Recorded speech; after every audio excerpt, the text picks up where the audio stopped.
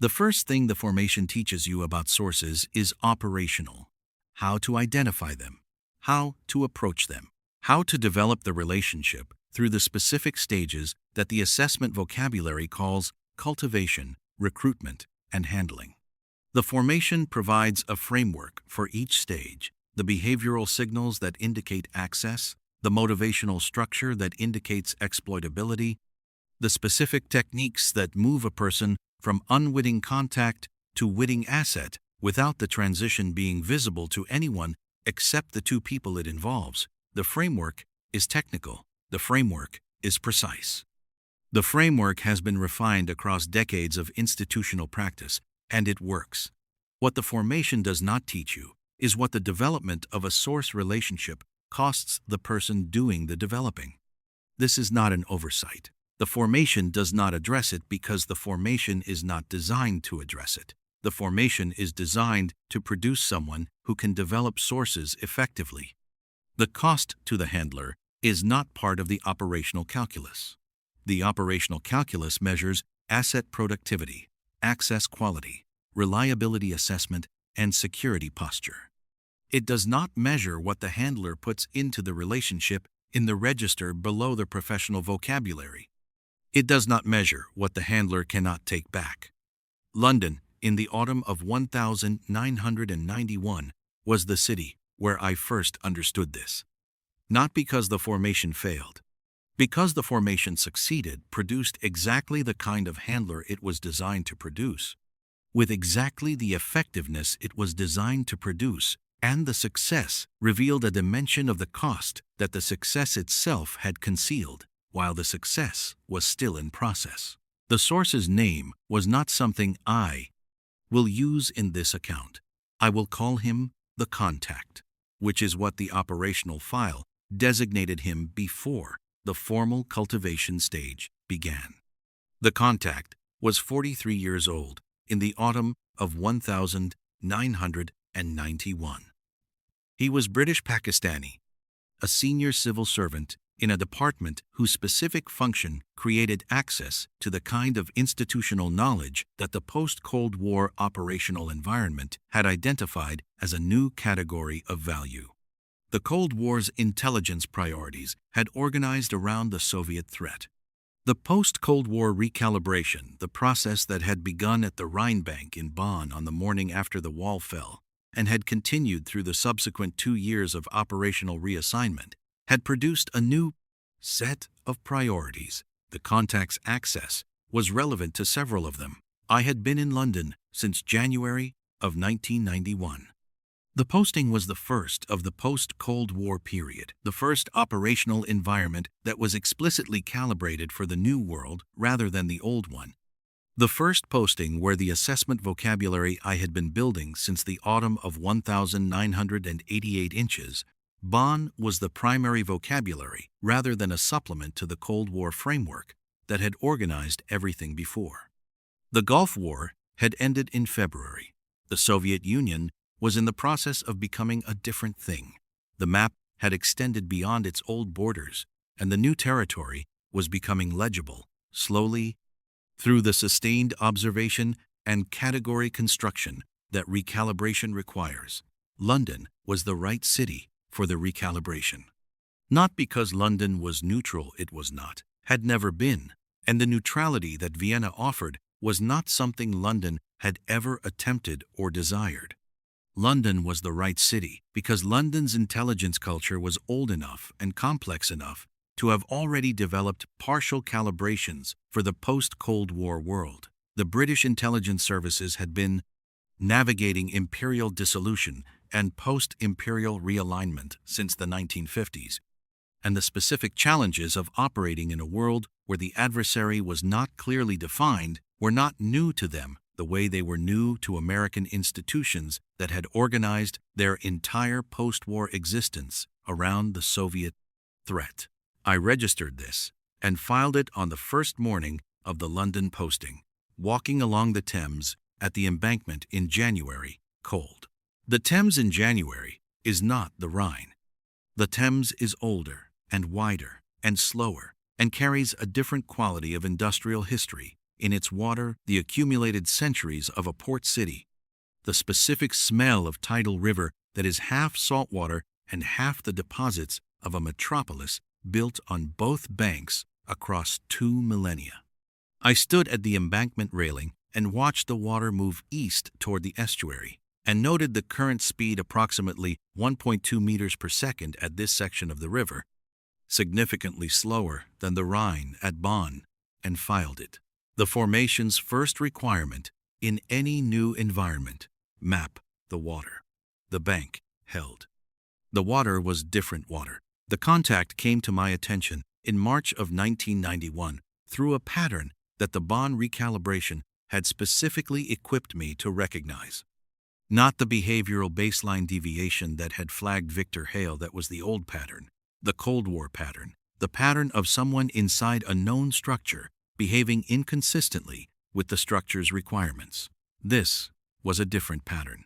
The pattern of someone at the periphery of an institutional environment who demonstrated a specific quality of access combined with a specific quality of motivated dissatisfaction, the combination that the post-Cold War assessment vocabulary was beginning to identify as the new category of cultivatable asset. The dissatisfaction was real and not performed. This is the first thing a cultivation assessment establishes: whether the motivational structure is genuine or a construction. Genuine dissatisfaction has a specific behavioral signature that distinguishes it from performed dissatisfaction. It is consistent across contexts.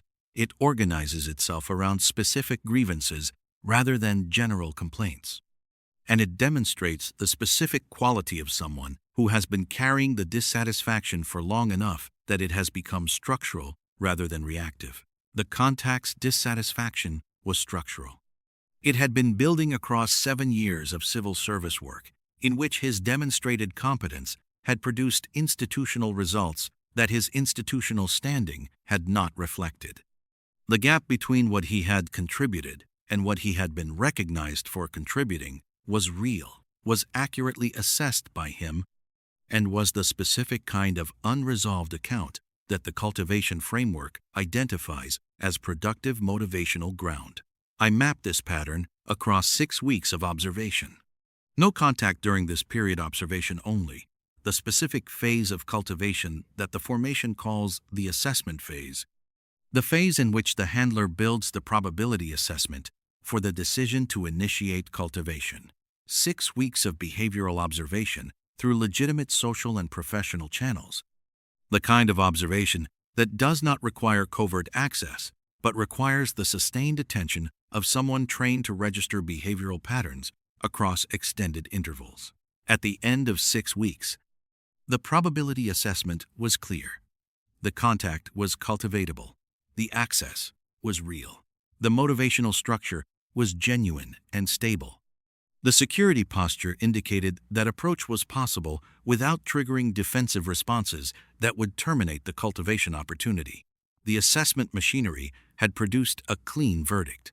I noted this. Made coffee. The Thames was outside the operational accommodation window, a different window than the Rhine window in Bonn, wider view. The South Bank visible across the water. The specific London quality of a city that has been built and rebuilt on both sides of its river for 2,000 years. The coffee extraction was correct. I had not needed to adjust the grind in London.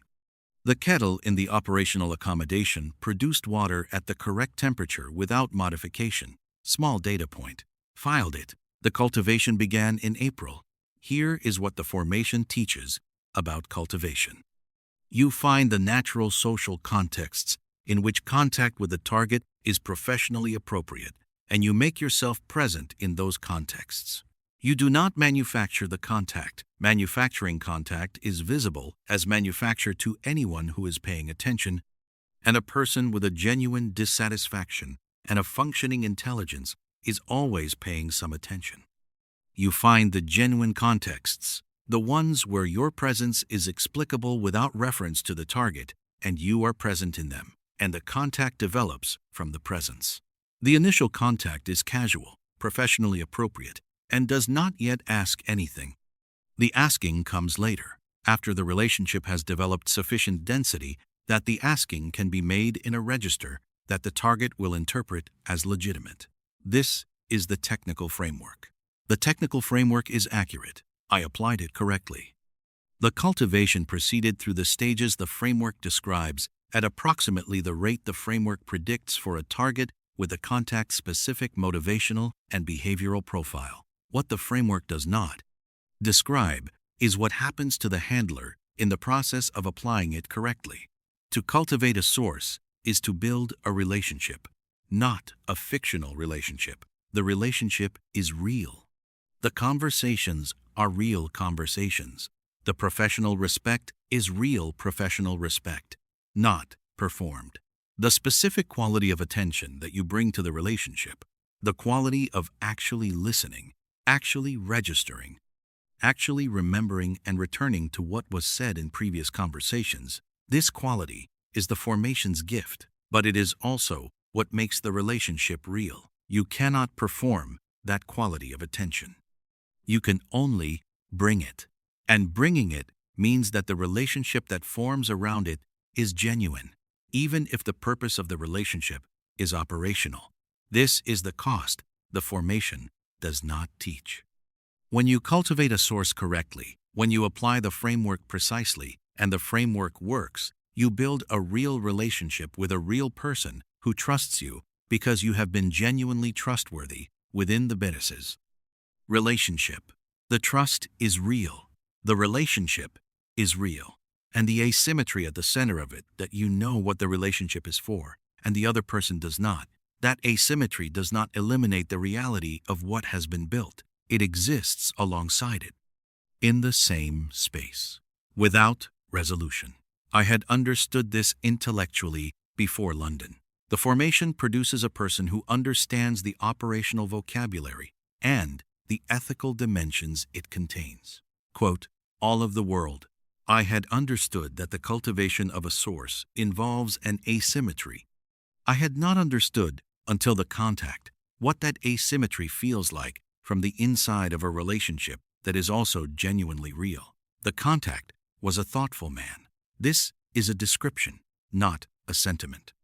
Thoughtfulness is a behavioral quality that the formation provides vocabulary for. The tendency to consider multiple interpretations before settling on one. The capacity to hold contradictions without resolving them prematurely. The specific quality of engagement in conversation that indicates the person across from you is processing what you are saying, rather than preparing their response while you are still speaking. The contact was thoughtful in this specific sense.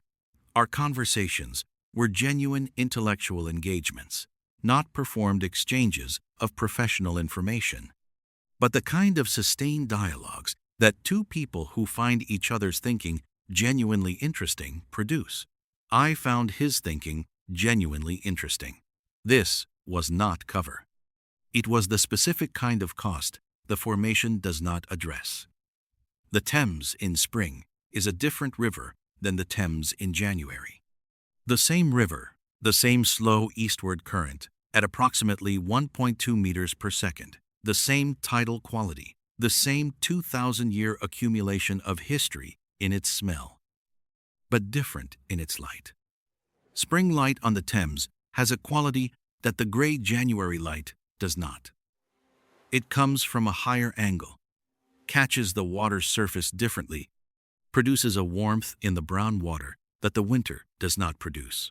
I walked the embankment in the mornings of the spring of 1991 and registered the light change and filed it. The formation running continuously. The contact's cultivation proceeding correctly. The cost accumulating in the register the formation does not address. The question this episode is built around is the question the middle of this account requires. Placed here because the structure of these accounts puts the questions where they belong. How long does it take to learn to trust a source? And who ends the trust, the handler or the source? The honest answer to the first part is that you do not learn to trust a source. Trust is not what the operational framework is building. The operational framework is building a probability assessment. the specific calculation of whether the information the source produces is reliable, whether the access is real, whether the motivational structure is stable, whether the security posture is sound. The probability assessment is calibrated continuously across the handling relationship. It is updated with each interaction. It produces a continuously revised verdict: reliable or unreliable, stable or unstable, secure or compromised. The probability assessment is not trust. It is the operational substitute for trust. It does the work that trust would do in a relationship between two people who know each other as equals, without requiring the handler to occupy the position of trust that trust would require. But the genuine relationship that builds around the cultivation, the real conversations, and the real professional respect, and the real intellectual engagement that produces something that is not the probability assessment and is not the operational substitute for trust. It produces something that has the texture of trust, that functions like trust, that the formation has no vocabulary for, because the formation built the probability assessment specifically to avoid the need for it. What I built with the contact across the summer and autumn of 1991 was both the probability assessment and the thing that has the texture of trust. I cannot separate them in retrospect. I have tried, across 31 years of subsequent review, to identify where the probability assessment ended and the other thing began, and I have not been able to find the border. They occupied the same space. They were built with the same attention. The formation produced both simultaneously, which was what made the cultivation effective and what made the cost real. The moment the handling relationship shifted occurred in December of 1991, in a meeting that the operational file recorded as routine and that was not routine. The contact produced information in that meeting that confirmed the access was exactly what the assessment had indicated: the specific institutional knowledge that the post-Cold War operational environment had identified as a new category of value. The information was accurate. I confirmed the accuracy through separate channels within 48 hours. The cultivation had reached the stage the framework calls productive handling. The asset was producing. I registered this, filed it, made coffee. The Thames was doing what it always did, moving east toward the estuary at 1.2 meters per second. The December cold making the water slightly darker than the autumn water, the tidal quality more pronounced in the December low-pressure system that was sitting over the city. I stood at the embankment railing for 7 minutes, colder than November. The breath vapor absorbing in approximately 1.5 seconds at this temperature. What I registered in those 7 minutes was not the operational result of the December meeting. The operational result was clean and positive and would be reported through the appropriate channels in the appropriate format. What I registered was the specific quality of what the December meeting had cost, not in the professional register, but in the register below it. The contact had trusted me with the information not because the information was operationally neutral, but because the relationship we had built across 9 months of genuine engagement had produced a quality of trust that the asymmetry at the relationship center was now claiming. He had told me what he told me because he trusted me. The trust was real. The asymmetry was real. The two things occupied the same space, and I was the only person in the relationship who knew they were both there. This is the cost the formation does not teach. Not the ethical discomfort of running an asset, the formation addresses that. In the register of professional necessity and institutional justification, the cost I am describing is more specific and less institutionally addressable. The cost of being genuinely trusted by someone you genuinely respect in a relationship whose asymmetry is yours alone to carry. The contact had given me something real. I had taken something real. The taking was required by the work. The taking was correct within the professional framework. The taking was also an irreversible extraction from a real relationship with a real person. The specific kind of taking that leaves the relationship changed in a way the other person cannot see because the asymmetry belongs to the handler and not to the source. The handling relationship with the contact continued through 1992. The information he produced was consistently valuable. The probability assessment remained clean across 15 months of handling.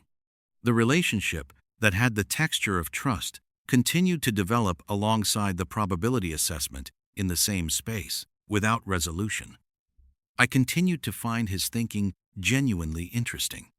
He continued to trust me. The asymmetry was mine to carry, and I carried it. In the spring of 1992, the London posting concluded.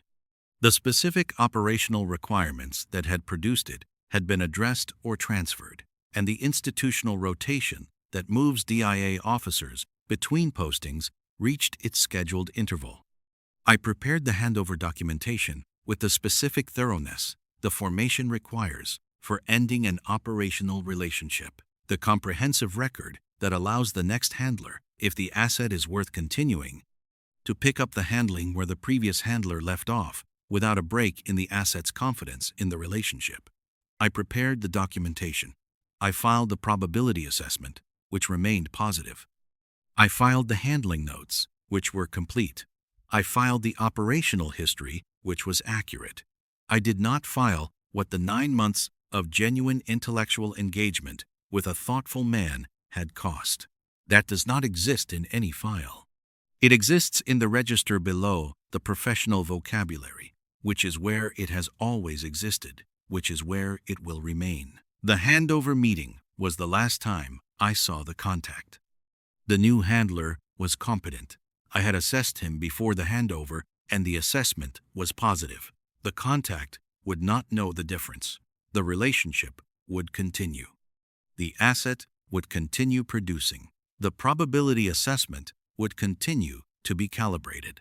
Everything the professional framework required would continue.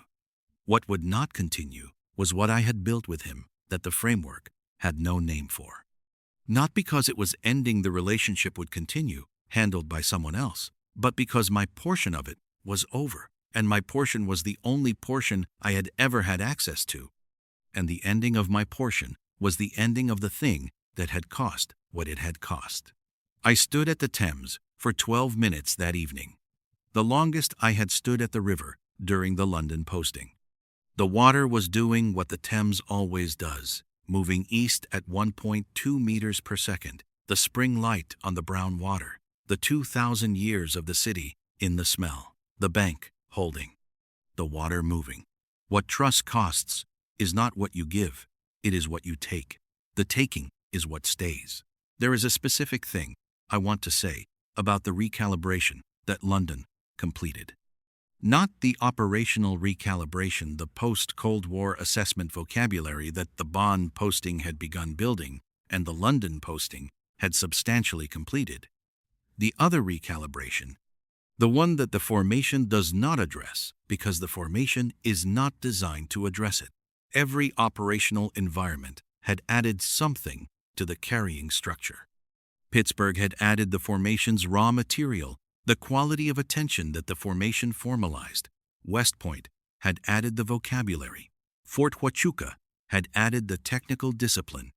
West Berlin had added the face the moment the translation problem acquired a human identity. Vienna had added the unverifiable weight of the Victor Hale decision. Bonn had added the experience of watching a world change before the vocabulary for the change existed. London added this: the experience of building a genuine relationship in an operational context and understanding through the experience what that building costs. The carrying structure after London was different from the carrying structure before it. Not heavier in the way that the Victor Hale weight was heavier. That weight had a specific content, a specific person, a specific unverifiable question. The London weight was more diffuse. It was the weight of understanding that the work builds things that are real and then claims them and the claiming is required and correct and also extractive. And the extraction is yours alone to carry, because the person who was extracted from never knows what was taken. Maddox had not taught this. The formation had not addressed it. The Thursday sessions had built the bank function, the capacity to hold position while the water changes. They had not built the capacity to be the mechanism of the change, to be the thing that makes the water different water as it passes through, to be simultaneously the bank and the force that changes what the bank is holding. I registered this at the Thames on the last evening of the London posting. 12 minutes. The water moving east. The bank holding. The contact's trust in a file I was handing to someone else. The cost in a register with no vocabulary. The file on Yusuf al-Rashid was still 47 words long. It would stay that way for another 11 years. The world the contact's information had helped map was becoming legible in the ways that the post-Cold War recalibration had predicted. The new adversaries were organizing around different centers. The specific kind of danger that looked at first like the absence of the Cold War was becoming legible as something else. London had taught me what trust costs. The teaching was complete. The carrying of the cost had begun. It would not reduce. Next, the geography changes again. The mid-1990s operational environments are different from London and different from Bonn. The recalibration continues in new contexts, with new patterns. And the Yusuf al-Rashid thread begins to thicken in ways that 1991 did not predict, and that 2003 will require to have been thickened. The work continues. The carrying continues. The structure holds what is placed on it. The gray operative, every week, without exception. Start from episode 1. The order is not a suggestion. It never was. The cost of what this episode described is present in every subsequent episode. It is carried in the structure. It is not visible. It is load-bearing. The order is not a suggestion. It is the architecture of the carrying itself. Karakter sayısı. Karakter sayısı. 23.972. Karakter. 34. Hedefine ulaşmak için devam ediyorum. Aynı ses ve ritimle. There is something about London that I have not yet described. Something that belongs in this account because it is the specific texture of the city that the contact relationship was built in. And the texture of a city shapes the weight of what happens in it, the way that the texture of Vienna shaped the weight of the Victor Hale matter, and the texture of Bonn shaped the weight of watching a world change. London in 1991 and 1992 was a city in the specific condition of a major power that had recently survived a significant institutional stress and had not yet fully processed the survival.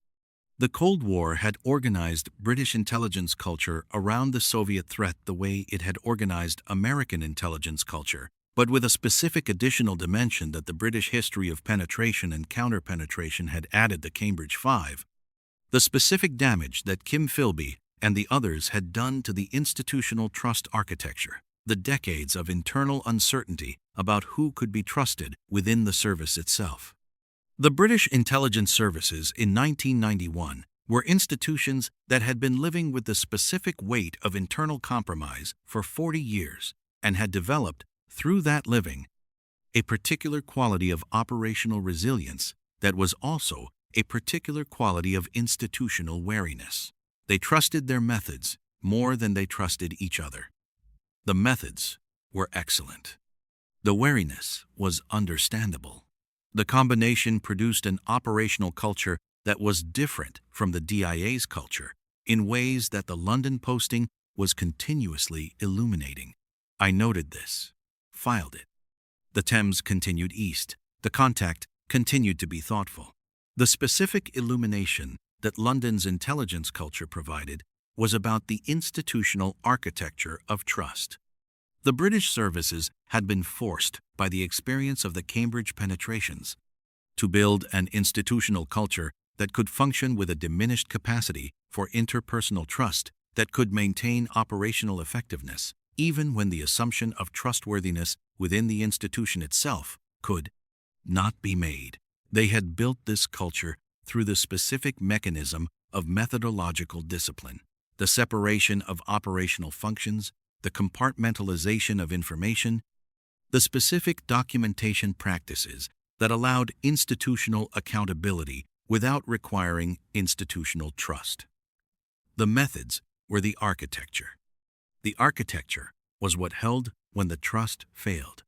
This was the specific lesson that London's intelligence culture taught me in 1991 and 1992, and it illuminated something about the contact relationship that I had been carrying without full understanding.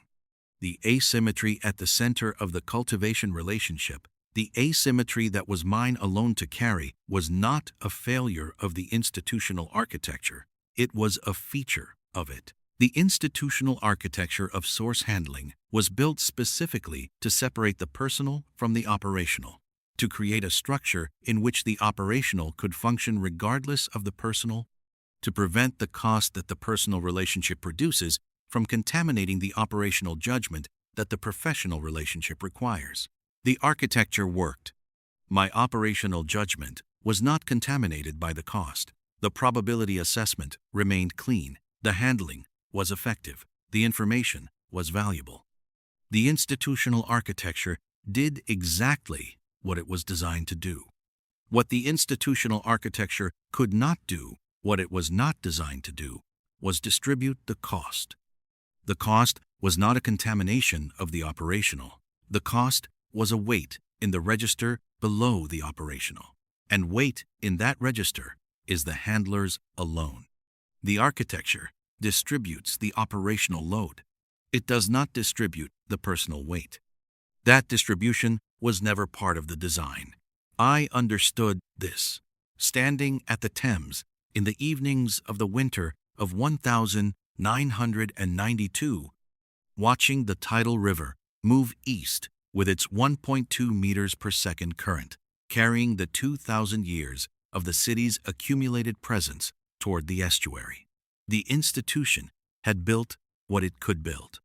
The carrying structure would carry what the institution could not. The carrying structure had been built for exactly this, for the weight that the institution acknowledges exists and cannot contain, the weight that the formation builds the architecture for, and the architecture then holds for the length of the operational career. The length of the operational career. In the winter of 1992, I had been doing this work for 11 years, counting from the West Point formation in 1981. The carrying structure had been built across 11 years of operational environments, and the weights they had placed on it. Pittsburgh was the foundation, the raw material of attention that everything else was built from. West Point was the vocabulary. Fort Huachuca was the technical discipline. West Berlin was the first face. Arlington Hall was the institutional embedding. Vienna was the Victor Hale weight. Bonn was the world change weight. London was the trust cost weight. 11 years. The carrying structure was load-bearing. It had been tested and had held. The architecture that the formation had built and that the operational experience had extended was sufficient for what it had been asked to hold. What it had not yet been asked to hold was what 2003 would place on it. The Yusuf al-Rashid weight, when it arrived at its full mass, would be different from all the previous weights in one specific dimension. It would be the weight of a person whose life was directly and irreversibly affected by a decision I made, in a way that the Victor Hale matter had approached but not fully exemplified. Victor Hale had been an institutional threat contained through institutional processes. The contact had been a source whose trust I had taken within the bounds of what the institutional framework justified. Yusuf al-Rashid would be something else, but that is not this episode. That weight is 11 years ahead of the winter of 1992. The carrying structure does not yet know what is coming. The bank holds. The water moves. One more thing before the close of this episode. It is addressed to whoever is listening who has been in a relationship, operational or personal, professional or intimate, where the asymmetry of what each person knew was yours to carry alone, where you knew something the other person did not know, and the knowing changed what the relationship was for you without changing what it appeared to be, and the carrying of the knowing was yours and not theirs, and never could be theirs without ending what you were trying to preserve. The formation provides a vocabulary for this in the operational register. The operational vocabulary is clear and functional and does the work it was built to do. What the operational vocabulary does not provide, and what no vocabulary I have encountered in 31 years of subsequent experience provides, is the language for what it costs to be the one who carries the asymmetry in a relationship that is also genuinely real. What I can tell you from the contact and from every subsequent relationship in the operational career where the same structure was present in one form or another is this: the cost does not indicate that the relationship was not real. The cost is evidence that the relationship was real. The things that are not real do not cost anything in the register I am describing. It is only the genuine things that produce the weight in the register below the professional vocabulary. The weight is the evidence of the reality. This is not a consolation. The weight is still weight. The asymmetry is still asymmetry. The extraction is still irreversible. But it is something. It is the specific kind of something that the formation's architecture is designed to hold, not to resolve, not to eliminate, but to hold, to be load-bearing for, to carry so that the carrying does not destroy the function. The contact's trust was real. My taking of it was real. Both were real, simultaneously, in the same space, without resolution. The Thames moved east at 1.2 meters per second. The bank held. The cost was real, and it was in the file that has no external existence, the file that lives in the register below the professional vocabulary, the file that will not reduce and will not be resolved, and is the specific texture of what this work costs when it is done correctly. The gray operative. Every week, without exception. Start from episode 1. The order is not a suggestion.